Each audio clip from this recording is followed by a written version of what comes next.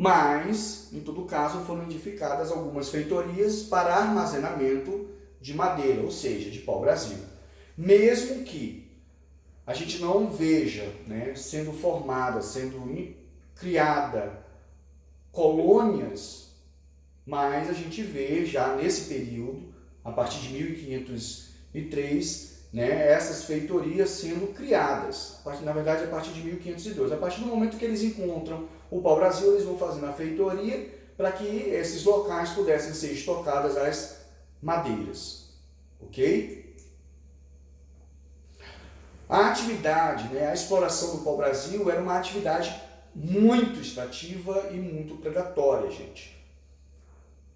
Nesse momento, nós vamos ver a utilização da mão de obra indígena, muito importante nesse momento, né? São os indígenas que conhecem a árvore melhor até mesmo do que os próprios portugueses, é o Ibirapiranga, e os próprios indígenas sabem onde estão essas árvores.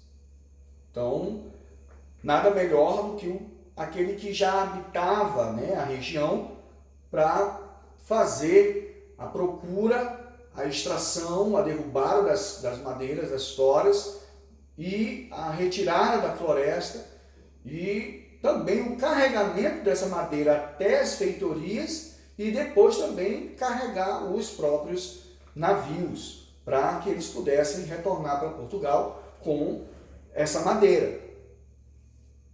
Beleza. O indígena, ele não é assalariado, não há essa ideia de salário. Como é feito, então, essa parceria, né? Como é que é feito essa atividade, essa utilização? Através do chamado escambo, que é a troca. Então, os portugueses pegavam as suas quinquilharias, né, como pentes, colares, espelhos, ferramentas, machado, faca, enxada, né, teçado. E aí eles querem instrumentos, querem objetos bem baratos, bem em conta, e aí eles trocavam esses produtos com os indígenas pela madeira.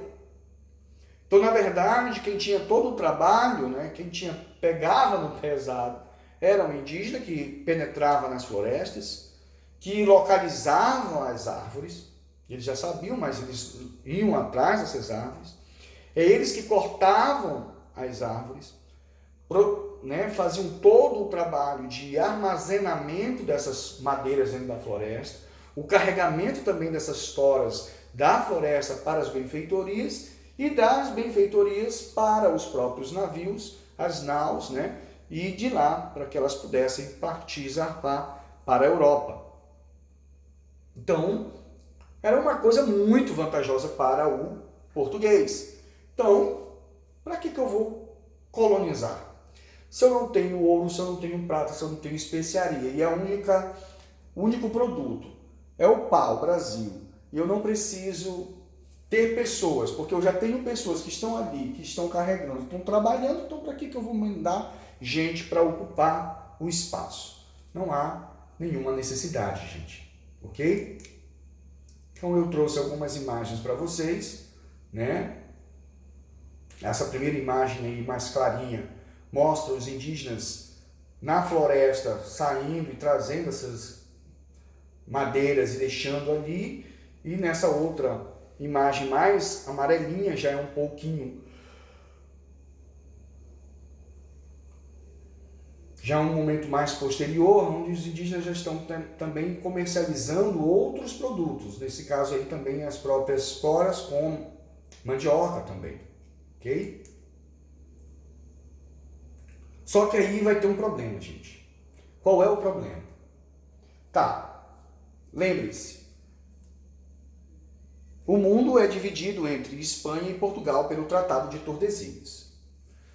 As outras nações, os outros estados, né, as outras monarquias, não vão aceitar de bom grado essa divisão. Então, isso vai ter problema. E a notícia de que no Brasil, né, nesse novo pedaço de terra, que Portugal chega e não começa, né, nos primeiros momentos, a dar muito crédito, né, a explorar apenas o pau-brasil, essa própria exploração, essa notícia chega na Europa, principalmente na França.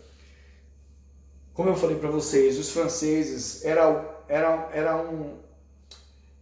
uma nação, eram muito dependentes desse produto para fazer o tingimento dos tecidos.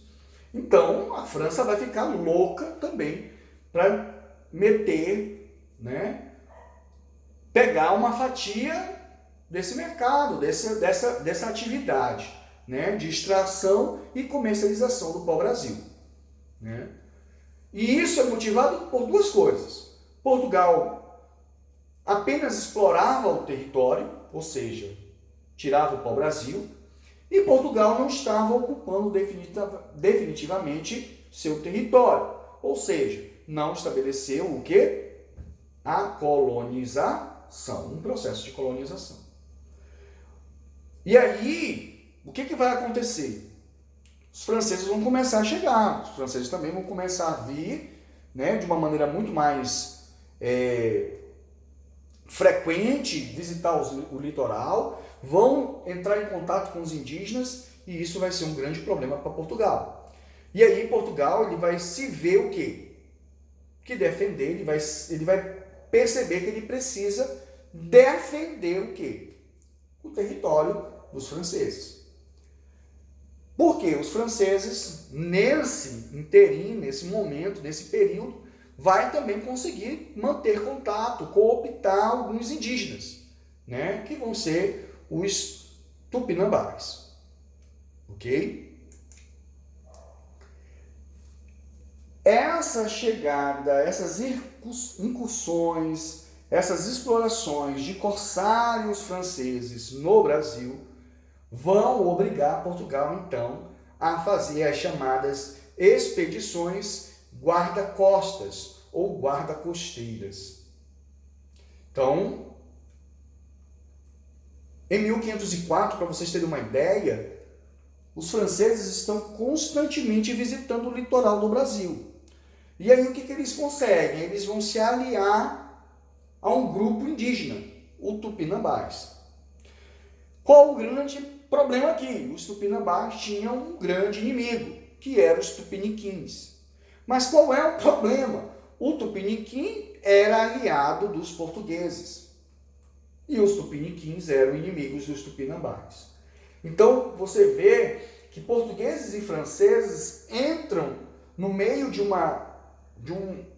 processo de conflito também, que já existia há anos e anos.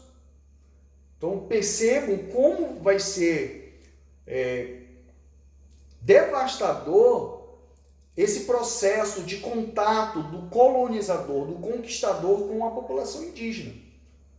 Porque essa rivalidade dos povos indígenas vai ser aflorada muito mais. E os colonizadores vão tomar isso, vão usar isso como subterfúgio para a dominação. E o problema é que num pequeno, curto espaço de tempo, os franceses se tornam, né, concorrentes muito fortes concorrentes, dentro dessa atividade de exploração do pau-brasil diante dos portugueses. Ok? E aí, esse aumento desses conflitos, tanto entre portugueses e franceses, né? E aí eu coloco entre parênteses tupiniquins, portugueses e os franceses tupinambás, que são seus aliados, o que a coroa portuguesa se vê obrigada a fazer? Temos que, então, realizar expedições que possam proteger o litoral, proteger a terra, proteger o território. E nós vamos ter duas expedições. A primeira, né, em 1516 a 1519, e a segunda entre 1526 e 1528, ambas lideradas, ambas comandadas por Cristóvão Jacques. Então, o Cristóvão Jacques ele vai ser um grande responsável por proteger a costa brasileira dos corsários franceses. Então, nós temos, não confundam, as expedições de exploração, exploratórias, a primeira e a segunda, né? A primeira 1501 com o Gaspar de Lemos e a segunda com o nosso amigo Coelho em 1503. E agora nós temos o Cristóvão Jacques. E o Cristóvão Jacques vai ser então esse grande comandante para impedir, né, a permanência dos franceses na costa do Brasil. Primeira expedição, aí eu trago para vocês, né, atividades dessa primeira expedição, entre 1516 e 1519. Patrulhou a costa brasileira com 2 naus. Ele impediu a permanência dos corsários franceses, ele perseguiu, né, prendeu. E no Rio do Prata, ele prende, né, ele aprisiona muitos franceses. Na segunda expedição, ele também vai patrulhar essa costa brasileira, agora não mais com 2 naus, e sim com 5 naus, ele aumenta, né, é aumentado esse número. Ele impede novamente a permanência dos corsários franceses.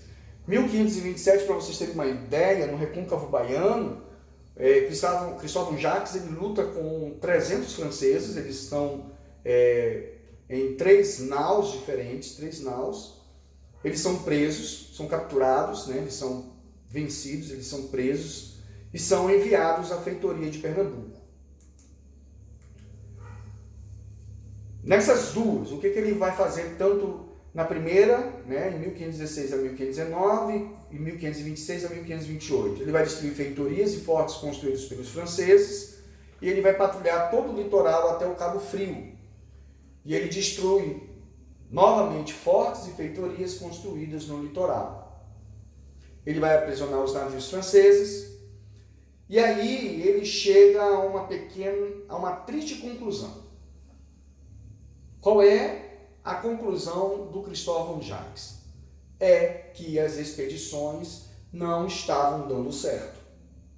Então ele passa de 1516 a 1519 patrulhando, destruindo, né, as feitorias dos franceses, vai embora.